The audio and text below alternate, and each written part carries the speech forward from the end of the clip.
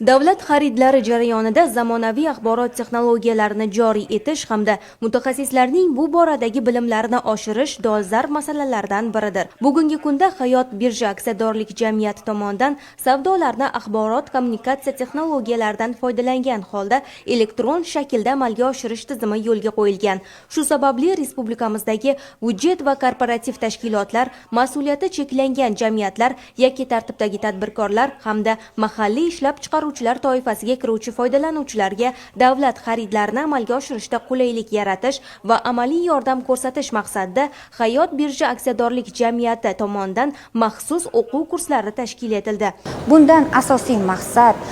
ya'ni yangi chiqqan farmon bo'yicha